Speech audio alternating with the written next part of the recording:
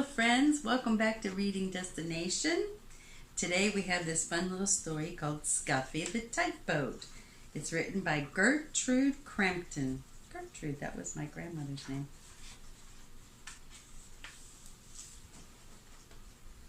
Scruffy was sad. Scruffy was cross. Scruffy sniffed his blue smokestack. A toy store is no place for a red-painted tugboat, said Scruffy, and he sniffed his blue smokestack again.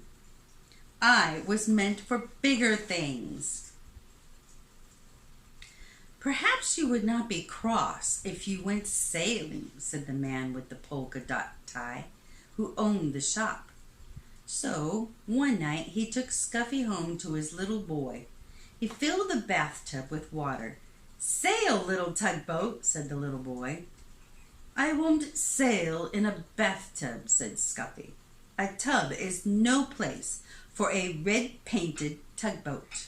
I was meant for bigger things.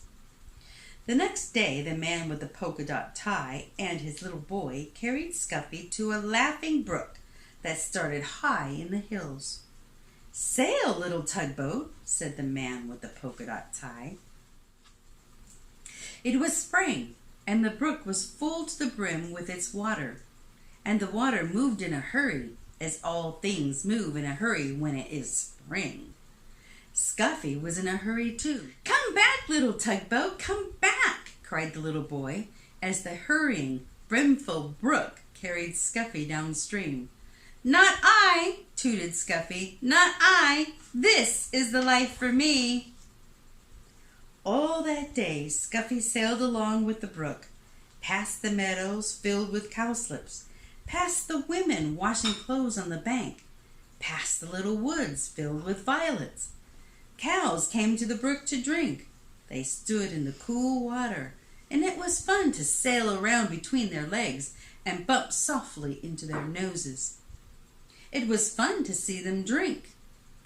And when a white and brown cow almost drank Scruffy instead of the brook's cool water, Scruffy was frightened. That was not fun. Night came, and with its moon there was nothing to see but the quiet trees. Suddenly an owl called out, "Hoot, hoot!" "Toot, toot!" cried the frightened tugboat, and he wished he could see the smiling face of the man with the polka dot tie. When morning came, Scruffy was cross instead of frightened. I was meant for bigger things. But which way am I to go? He said. But there was only one way to go, and that was with the running water, where the two brooks met to form a small river. And with the river sailed Scruffy, the red-painted tugboat. He was proud when he sailed past villages. People build villages at the edge of my river, said Scruffy, and he straightened his blue smokestack. Once, Scruffy's river joined a small one jammed with logs. Here were men in heavy jackets and great boots walking about on the floating logs, trying to pry them free. "Toot, toot, let me through," demanded Scruffy, but the men paid no attention to him. They pushed the logs apart so they would drift with the river to the sawmill in town. Scruffy bumped along with the jostling logs.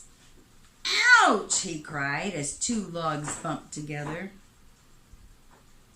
"This is a fine river," said Scruffy, "but it's very busy and very big for me."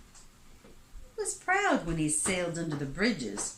My river is so wide and so deep that people must build bridges to cross it. The river moved through big towns now instead of villages.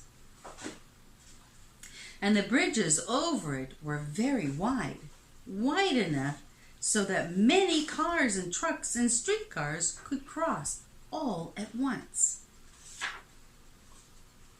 The river got deeper and deeper. Scruffy did not have to tuck up his bottom. The river moved faster and faster. "I feel like a train instead of a tugboat," said Scruffy as he hurried along. He was proud when he passed the old sawmill with its water wheel. Behind the hills and mountains the winter snow melted. Water filled the brooks and rushed from there into the small rivers. Faster and faster it flowed to the great river where Scruffy sailed. "There is too much water in this river," said Scruffy as he pitched and tossed on the waves. "Soon it will splash over the top, and what a flood there will be!" Soon great armies of men came to save the fields and towns from the rushing water. They filled bags with sand and put them at the edge of the river. "They're making higher banks for the river," shouted Scruffy, "to hold the water back." The water rose higher and higher. The men built the sandbags higher and higher. Higher went the river, higher went the sandbags. At last the water rose no more. The flood water rushed onto the sea, and Scruffy raced along with the flood. The people and the fields and the towns were safe. On went the river to the sea. At last Scruffy sailed into a big city. Here the river widened, and all about were docks and wharves. Oh, it was a busy place and a noisy place. The cranes groaned as they swung the cargoes into great ships. The porters shouted as they carried suitcases and boxes on board. Horses stamped and truck motors roared. Streetcars clanged and people shouted. Scruffy said, "Toot, toot," but nobody noticed. "Uh-oh," cried Scruffy when he saw the sea. "There is no beginning and there is no end to the sea. I wish I could find the man with a polka dot tie and his little boy." Just as the little red painted tugboat sailed past the last piece of land, a hand reached out and picked him up. And there was the man with the polka dot tie with his little boy beside him. Scruffy is home now with the man with the polka dot tie and his little boy. He sails from one end of the bathtub to the other. "This is the place for a red painted tugboat," said Scruffy, "and this is the life for me." The end. I think Scruffy learned a little bit of a lesson right there. What do you think? I hope you enjoyed that story. Be sure to come back every Monday, Wednesday, and Friday by 3 p.m. Central Time. Hit the subscribe button and the little bell so that you're notified so you don't forget. And share, share, share. Bye! Called the Scruffy, not the... Alrighty, here we go.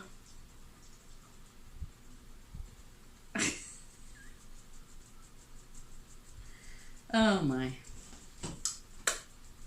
Not I, but high in the hills and mountains, the rim... Oh my gosh. Soon it was splashed over the top of what a... On went a river.